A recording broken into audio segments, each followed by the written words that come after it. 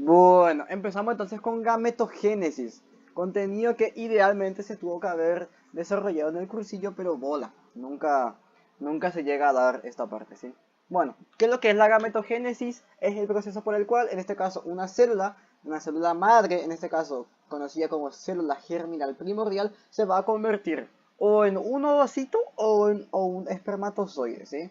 Ahora, ojo, cada una de estas células, si bien ya se desarrolla en la vida fetal, va a ir madurando cada vez más adelante, ¿sí?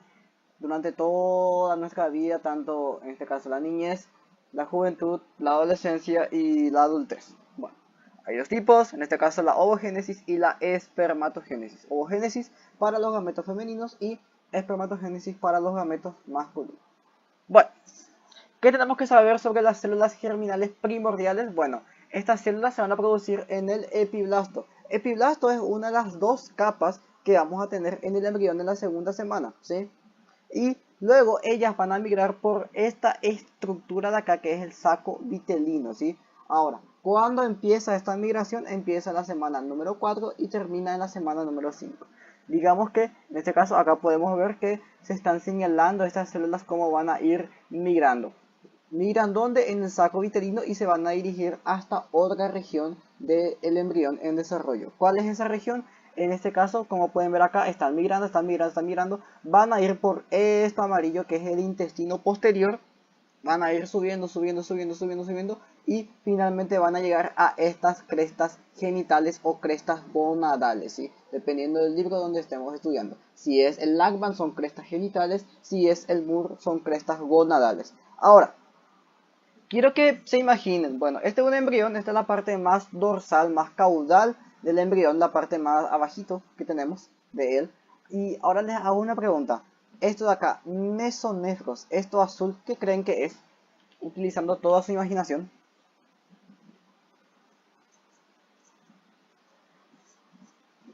A ver,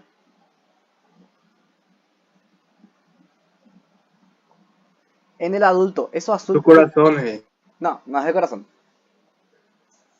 A ver, otro. Guíense con esto. Acá tenemos el intestino, la parte baja del intestino. Esto de acá es el cordón umbilical. Y esto azul, ¿qué creen que es? A ver, una chance más. Antes de que yo les diga.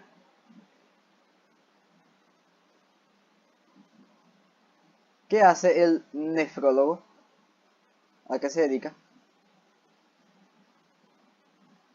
Yo, No, páncreas. no. pulmones. Riñones, ¿Cómo? riñones, Riñones, ¿sí? riñones. El nefrólogo se dedica al estudio de los riñones. Acá, nefros, recuerden, tienen la misma etimología. Esto es el riñón en desarrollo, ¿sí? Ojo, ojo, ojo. Ahora, ¿alguna vez, pregunta para los varones, recibieron una patada en los huevos? ¿Alguna vez? Bueno, El peor dolor, bro. sí. ¿No sienten que les dolió no tanto allí, sino que más bien en la parte baja del abdomen? Tipo que el dolor se extendió hasta allí. Bueno, ¿por qué? ¿Por qué ocurre esto? Porque fíjense que la cresta genital, de donde va a derivar, de donde van a derivar mis genitales, están ahí, al ladito con los riñones. Por lo tanto, por embriología, podemos deducir que si vamos un poquito más a lo que es profundo en la embriología, vamos a ver que comparten la misma inervación. Porque básicamente la cresta genital lo único que va a hacer al madurar es desprenderse y va a arrastrar un poquito los nervios de los riñones. Por eso es que si a vos como varón te dan una patada en los genitales, que están más expuestos que en los genitales de las mujeres, en este caso el dolor se va a extender hasta la zona de los riñones, ¿sí? Por eso es que te duele un poco el abdomen, ¿sí? Cuando recibís un golpe bajo, por así decirlo, ¿sí? Tiene toda su explicación. Bueno, ok, ya pasando un poco a términos de que corresponden a esta clase, vamos a ver la ovogénesis primeramente, que es un proceso algo más complejo que la espermatogénesis. Bueno, básicamente tenemos un ovocito, queremos que sea un ovocito maduro. Ahí se resume toda la ovogénesis. Bueno, esto ocurre antes y después del nacimiento. Pero vamos a ver que la ovogénesis es un proceso bastante impedido. ¿Qué quiere decir esto? Se interrumpe varias veces. Bueno, no tantas, se interrumpe 2 veces a lo largo de la vida de una mujer. Bueno, en este caso vamos a ver cómo esto de acá, que es un folículo primordial, va a madurar hasta ser preovulatorio. En esta clase no nos centraremos tanto en la maduración del folículo, sino en la maduración del ovocito, ¿sí? Ya cuando demos en histología aparato reproductor femenino, vamos a centrarnos mejor en la maduración del folículo, ¿sí? Bueno, acá, esto resume básicamente lo que es la parte genética de cómo funciona el desarrollo de la ovogonia en este caso.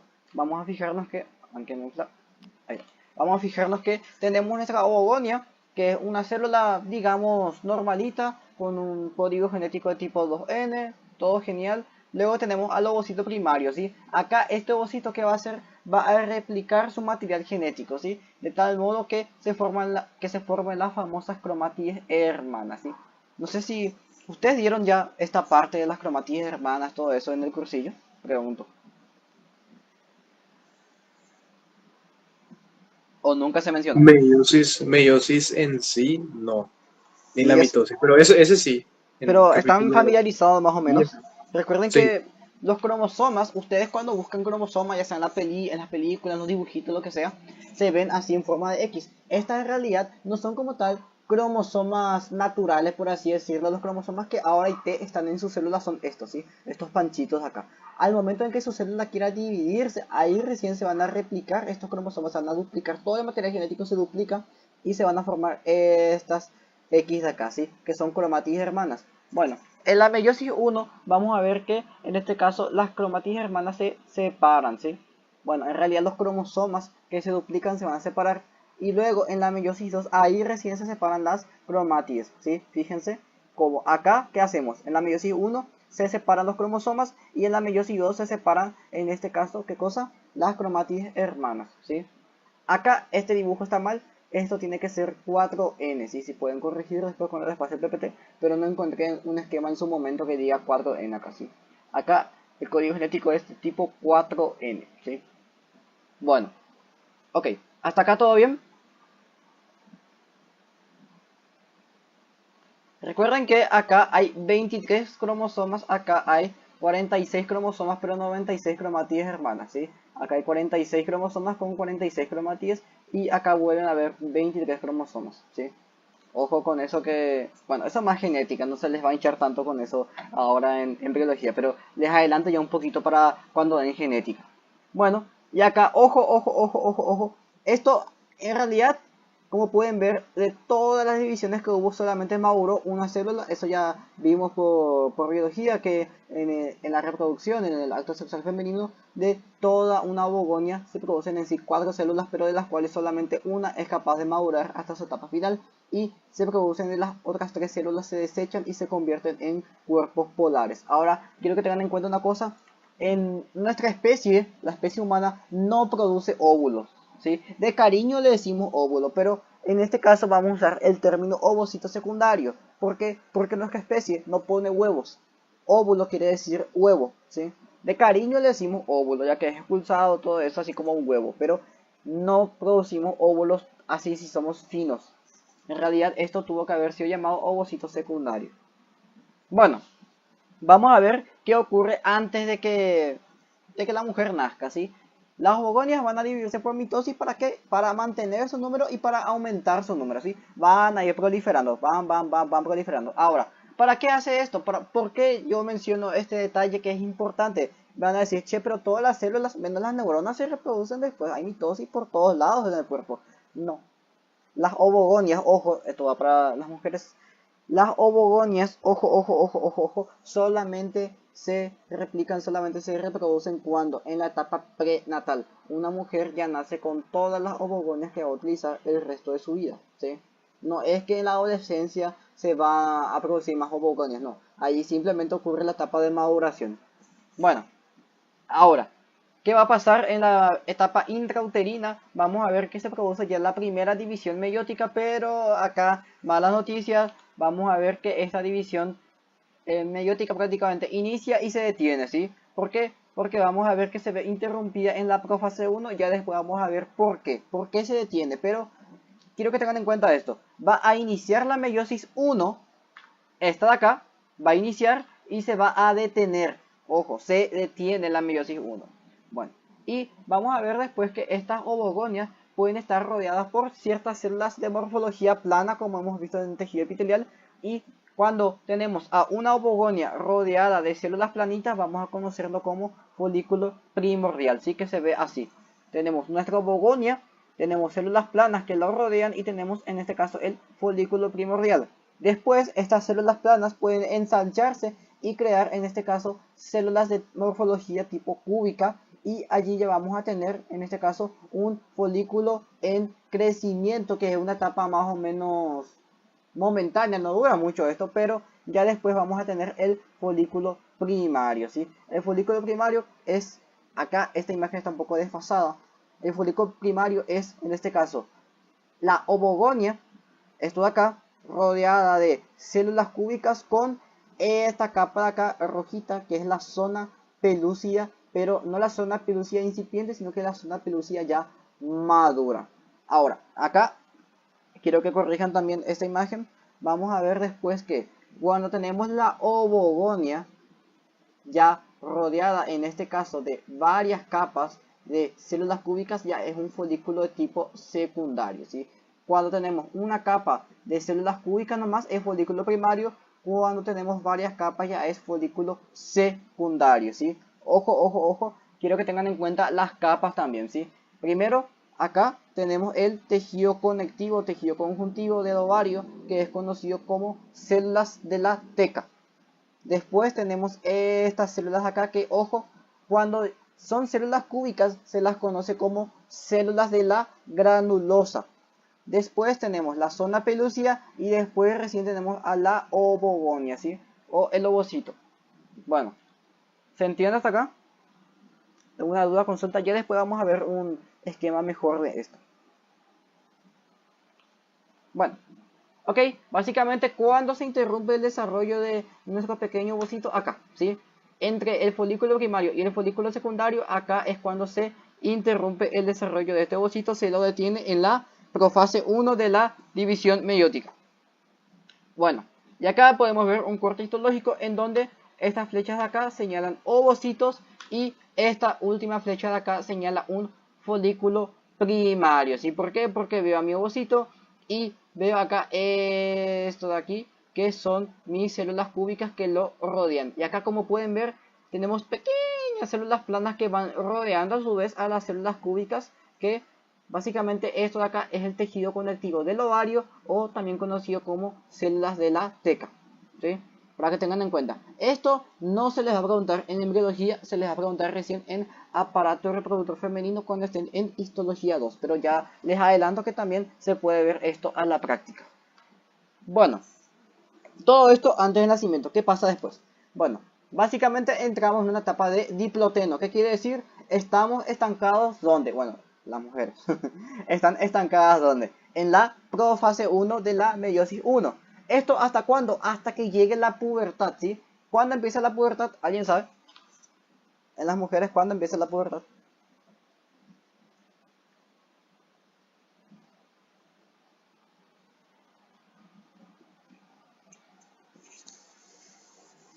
A ver. ¿Cuándo empieza la pubertad?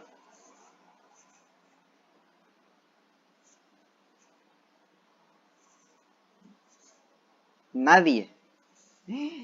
Nadie sabe. Bueno, empieza en la primera menstruación, ¿sí? En el primer sangrado menstrual, ahí es cuando empieza la pubertad. El primer sangrado menstrual, anoten, también se llama menarquia, ¿sí? Menarquia se llama. Bueno, ahora esto ocurre, ¿por qué? Porque las células foliculares, ¿se acuerdan? Las células planas que rodean el ovocito, sí no son tan buenas, porque van a secretar himo. ¿Qué es himo? El inhibidor de maduración de los ovocitos. Es por eso que el ovocito se encuentra estancado en la profase 1 de la meiosis 1, ¿sí? Bueno, ahora hablando ya del número de ovocitos primarios. Como ya les dije, ellas nacen con 600.000 a 800.000 ovocitos. En la niñez ya solamente quedan 40.000 y en la adolescencia quedan menos de 500. Así que idealmente, si nos preguntamos si una mujer puede tener hasta, en un estado ideal, puede tener hasta 500 hijos, si quiere, ¿sí? Pero obviamente eso es biológicamente muy poco probable. Pero básicamente conforme va madurando la mujer va perdiendo en este caso ovocitos, ¿sí? Recuerden que en el ciclo menstrual, en el momento de la ovulación se pierde uno, ¿sí? Sí o sí. Cada mes se pierde uno necesariamente. Bueno, cada 28 días. Pero eso del ciclo menstrual vamos a ver recién en la semana que viene. Y les aviso que es un tema sumamente importante que se les va a hinchar. En embriología 1, en histo 2, en fisio 2. Ya me hicieron un spoiler que este año a mí me vuelven a preguntar eso. Y en el internado se vuelve a preguntar, en la residencia se vuelve a preguntar, tipo, todo se vuelve a preguntar, ¿sí? En cuanto al ciclo menstrual, porque es sumamente importante que sepan las hormonas que actúan allí. Pero, problema por ustedes de la semana que viene, ¿sí? Acá, netamente, nos centramos en lo biológico todavía. Bueno, ¿qué pasa al llegar a la pubertad? Bueno, ahí sí, cuando ya empieza la etapa de la menstruación, que es lo que ocurre, básicamente uno de los ovocitos va a ser seleccionado y va a madurar, completando así su primera división meiótica. Y en este caso se van a seleccionar entre 15 y 20 de ellos para madurar, pero ojo, solamente uno lo logra y ya se van a formar diferentes estructuras recién cuando hablamos de un ovocito secundario, que son la zona pelúcida, la corona radiada y las células de las tecas. Bueno, acá un repasito, tenemos el folículo primordial, que es el ovocito primario rodeado de células foliculares. Después tenemos el folículo primario, que ya tiene, en este caso, digamos que una especie de zona pelúcida, pero todavía no está bien establecida, y células foliculares que ya son cúbicas, como pueden ver, ¿sí? Y ahora sí, el folículo secundario, que es el que estamos ahora mismo una vez llegada a la pubertad, una vez ya estamos hablando ya de ovulación, ¿sí? Tenemos el ovocito primario, rodeado esta vez de, ojo, la zona pelúcida, por aquí, y células de la granulosa, como pueden ver, ya son varias capas y cuando son varias capas se las conoce ya como células de la granulosa y acá ya tenemos la zona pelúcida que está rodeando a nuestro ovocito primario. Recordemos que la zona pelúcida es una capa de secreción glucoproteica, es decir, tiene azúcares, ¿sí? Y tiene proteínas que son las proteínas ZP de la zona pelúcida, ZP, que van a servir mucho más adelante para la famosa reacción acrosómica o reacción de la zona al momento de la fecundación.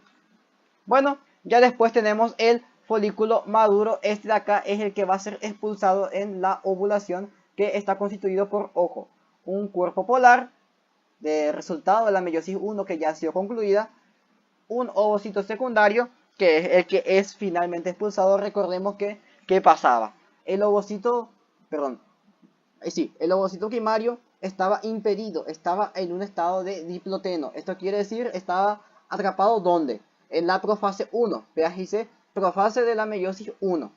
Luego, cuando ya llegamos a la pubertad, y en este caso el ovocito es libre de madurar, ¿qué va a pasar? Va a continuar su división meiótica y finalmente va a llegar ya a ser un ovocito secundario. Ahora, no sé si les puse después en el PPT, pero les adelanto ya por si acaso no está, que el ovocito secundario, recuerden que yo les dije que esto se impedía dos veces. Bueno, la primera es en la fase 1. La segunda es cuando el ovocito secundario está en su meiosis 2 y llega a la metafase, ¿sí? En la metafase 2 o metafase de la meiosis 2, el ovocito secundario vuelve a detenerse, ¿sí? Ahora, se detiene y es ovulado. Y ustedes se preguntarán, che, ¿y algún día Pio termina su segunda división meiótica? Sí, pero la condición para que termine su segunda división meiótica es ser fecundado, ¿sí? Ya después vamos a ver gracias a qué puede terminar su segunda división meiótica. Bueno, así que tenemos el cuerpo polar, el ovocito secundario, acá las células de la granulosa y ¿cómo distinguimos ya un folículo maduro? Ojo, el folículo maduro tiene un epónimo. Epónimo quiere decir que una persona vino y dijo, ah, mira, este me gusta, y le puso su nombre o su apellido. Se llama folículo de Graf, ¿sí? Graf fue la primera persona que estudió los folículos maduros y le bautizó folículo de Graf al folículo maduro. ¿Cómo distinguimos nosotros un folículo maduro? Porque localizamos este líquido de acá, que es el antro, ¿sí? Este de acá es el antro. ¿Y dónde está ubicado el antro? Pregunta clásica de examen. ¿Dónde está el antro? Está entre las células de la granulosa, ¿sí? Ojo, entre las células de la granulosa ubicamos al antro. Bueno, y acá pueden ver una imagen más a detalle de lo que es mi ovocito secundario. Y acá una imagen más a detalle de lo que es el folículo de Graf. Que como pueden ver, acá está el antro entre las células de la granulosa. Ahora repasemos las capas, ¿sí? Acá, imaginemos que están las células de la teca. Después está, en este caso, mi zona pelúcida, acá. Y acá está mi corona radiada o células de la granulosa. Ahora, ¿cuál es la diferencia entre corona radiada y células de la granulosa? Les explico, porque si se dan cuenta, morfológicamente las flechitas señalan lo mismo cuando se refiere a células de la granulosa o corona radiada. Bueno, las células de la granulosa son todas las células que rodean a mi ovocito mientras está, en este caso, dentro del ovario, ¿sí? Células de la granulosa son las que rodean a mi ovocito cuando está en el ovario. Corona radiada, que es esto, son las mismas células, pero la corona radiada es cuando el ovocito ya sale del ovario, ¿sí? Cuando es ovulado y sale junto con todas las células que lo rodean. En este caso, ¿cuáles son también? Pregunta clásica de examen. ¿Cuáles son las capas que rodean al ovocito que es ovulado? En este caso, es obviamente el ovocito secundario, su membrana plasmática, obviamente. Después, la zona pelúcida, que es esto, y la corona radiada, ¿sí? Ahora, se preguntarán, che, ¿y qué pasó de las células de la teca? Porque acá había células de la teca que dijiste que, bueno, que rodean todo al final. Hay teca interna, teca externa. ¿Qué pasa con ellas? Ellas se quedan allí, ¿sí? Se quedan en el ovario. No son expulsadas junto con el folículo. ¿Se entiende esto? No, ¿No? no entendí esa parte. Ok, vamos a repetir, ¿sí? Ya que es una parte compleja. Bueno, ok. Deja acá. Bueno, tenemos el ovocito secundario, ¿sí? El ovocito secundario, ¿cuáles son las capas que lo rodean dentro del ovario? Está el ovocito, genial. Está la zona pelúcida, que es esto rojo. Y están las células de la granulosa, ¿sí? Todo esto de acá. Ahora, en el gráfico este no está, pero idealmente acá tendríamos las células del tejido conectivo del ovario, ¿sí? Que son las células de la teca. Acá.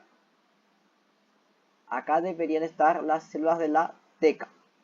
Bueno, estamos de acuerdo que todo esto que vemos en esta imagen está dentro del ovario, ¿sí? Esto es antes de la ovulación.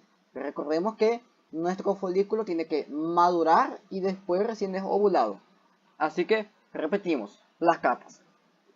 Ovocito secundario, zona pelúcida, células de la granulosa y las células de la teca que no están representadas en esta imagen.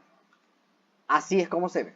Tenemos ovocito secundario, tenemos la zona pelúcida, luego tenemos las células, en este caso de la granulosa, y acá tampoco están representadas, pero tenemos también las células de la teca. Ahora, la pregunta es, ¿qué diferencia hay entre corona radiada y células de la granulosa? Bueno, ahora, este ovocito de acá tiene que ser expulsado, tiene que ser ovulado en algún momento. ¿Y cuáles son las capas que lo van a acompañar cuando sea ovulado? Lo van a acompañar, en este caso, obviamente él, que es el que es ovulado, que es el ovocito, lo va a acompañar la zona pelúcida y en este caso toda esta capa de células que son las células de la granulosa. Pero al momento de ellas ser expulsadas del ovario, ya no se llaman células de la granulosa, se llaman corona radiada en conjunto, ¿sí? Y ojo, las tecas interna y externa no son ovuladas, ¿sí? Se quedan en el ovario. ¿Por qué se quedan en el ovario? Porque es netamente tejido conjuntivo. No tiene como tal una función súper especial para el ovocito, ¿sí? Se queda nomás allí. En cambio, las que sí son ovuladas son el ovocito, la zona pelúcida y la corona radiada, ¿sí? ¿Se entiende o repito?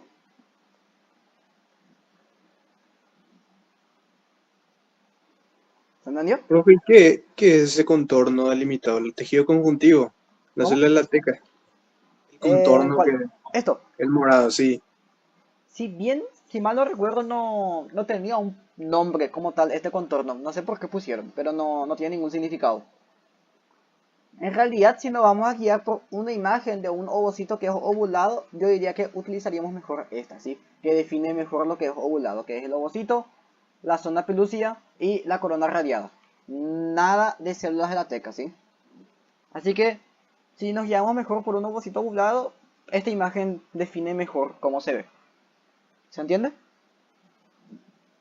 Genial. Bueno, ok. Acá nuevamente estamos en el ovario. Vemos ovocito, o sea, ovogonia, que no está rodeado por ninguna célula en especial todavía. Y acá, por ejemplo, esto es un folículo. ¿Cómo se llama? A ver, ¿qué tipo de folículo es? ¿Es primordial? ¿Es primario o es secundario? ¿O es de Graf? A ver.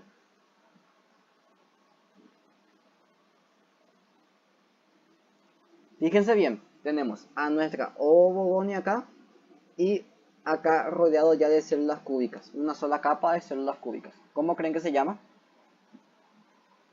Primario, Excelente, primario. Y este de acá, que está rodeado ya por varias capas, este, y secundario, secundario, muy folículo bien. secundario. Acá está otro ejemplo de secundario. Y este de acá, primordial, primario, maduro, ¿qué creen que es?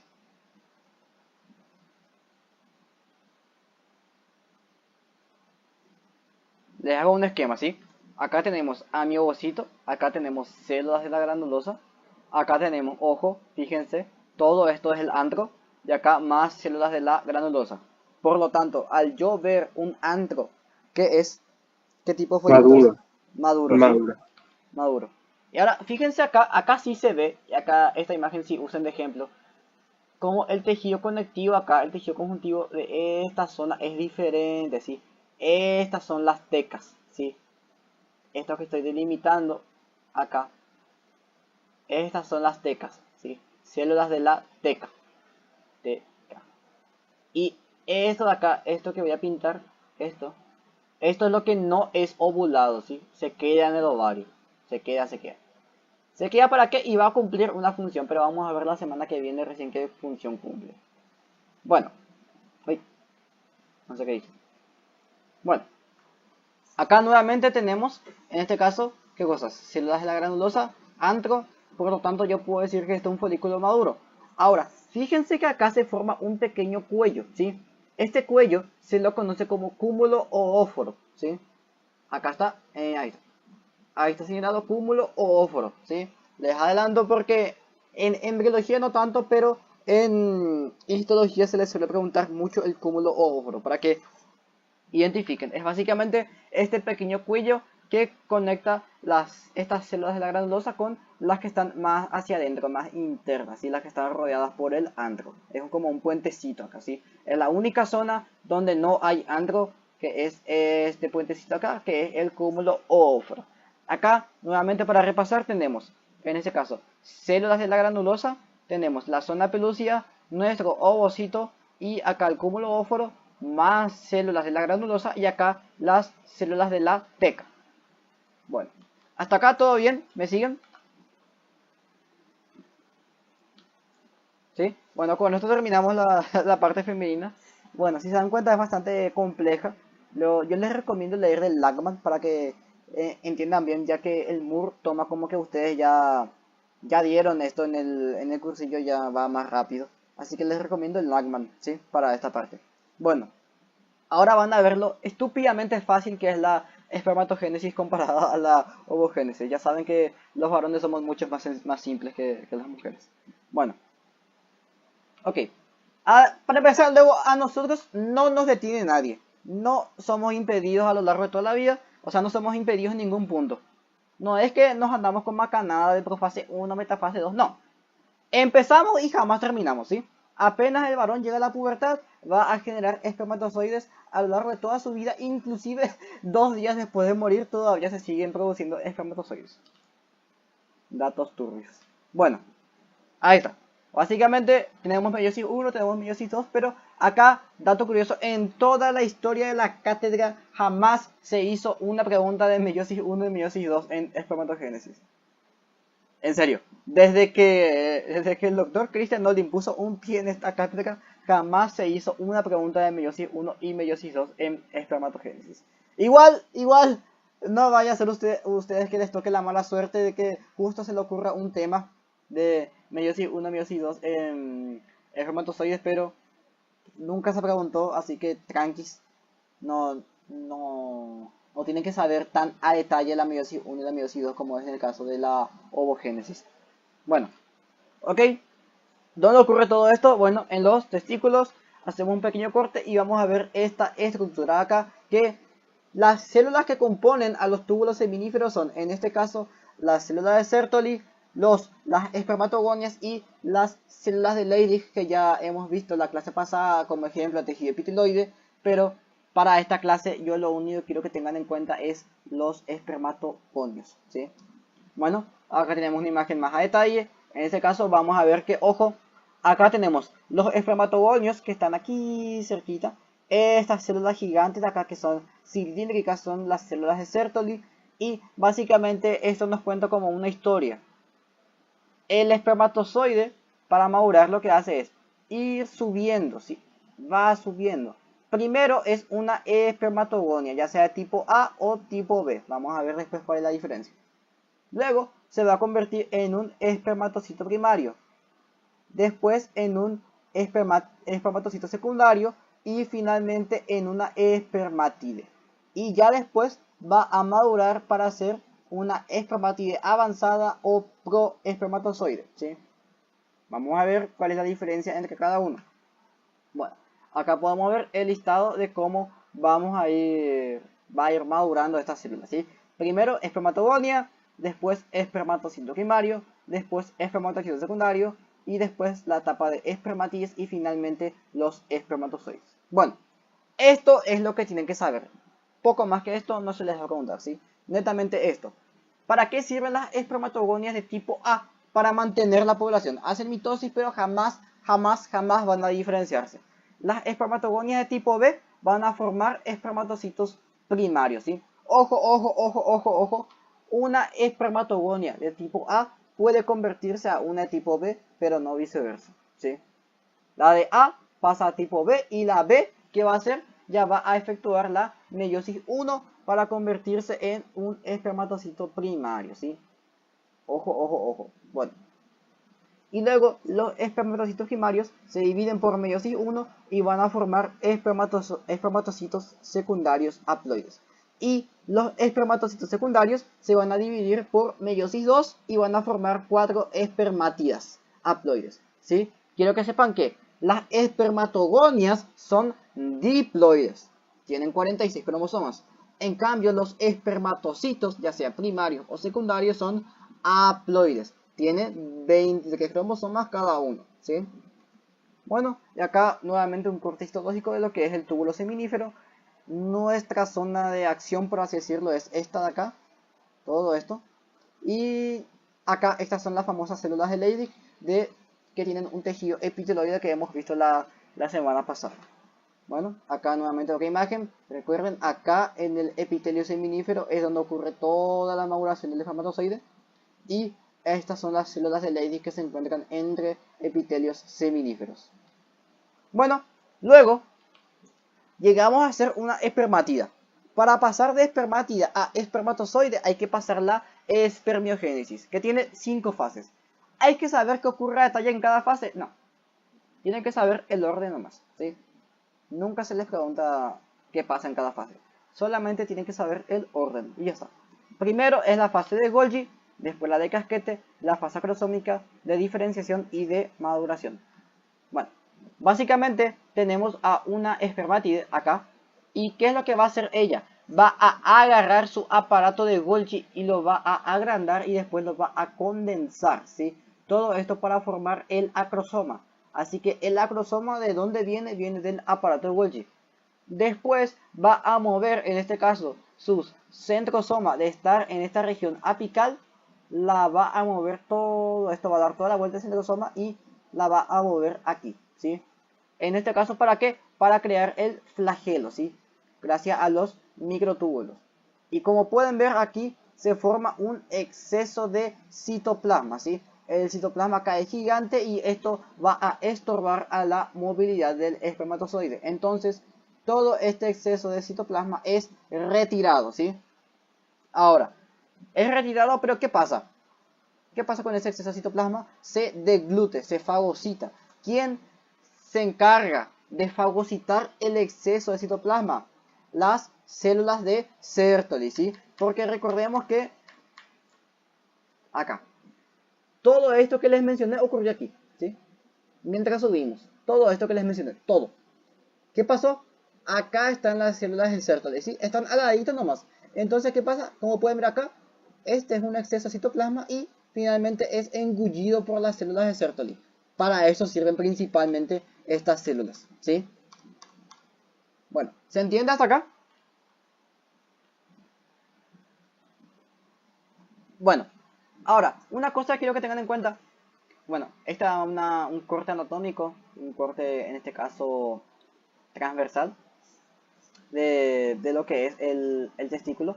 Y quiero que tengan en cuenta esto, sí, ojo, porque la movilidad del espermatozoide se alcanza solamente al llegar a la cabeza del epidídimo, ¿sí? El espermatozoide no puede moverse por su cuenta en el testículo. Acá, en los túbulos seminíferos, que es donde realizamos todo este show, no puede moverse por su cuenta, ¿sí? ¿Cómo se mueve entonces? ¿Cómo llega a la cabeza del epidídimo? Se mueve, ojo, gracias a las contracciones del músculo liso, ¿sí? Gracias al peristaltismo que hay en los túbulos seminíferos, puede moverse, ¿sí? Básicamente es el propio testículo, el propio músculo liso del testículo que lo va a impulsar hasta llegar a la cabeza del epidídimo. Acá hay un factor de maduración importante que lo que hace básicamente es facilitarle el movimiento y que la cola del espermatozoide, que es todo esto, el flagelo, ya sea funcional, ¿sí? Digamos que las mitocondrias acá ya se van a activar, ya van a madurar y van a producir muchísimo ATP para dedicarse a mover esta enorme cola que tiene el espermatozoide, ¿sí? Bueno, hasta acá todo bien. Recuerden, el espermatozoide se mueve cuando llega a la cabeza del epidídimo, se mueve ya por su cuenta, alcanza su maduración. Bueno, les dejo esta pequeña reflexión para terminar esta clase y listo, con eso concluimos por hoy.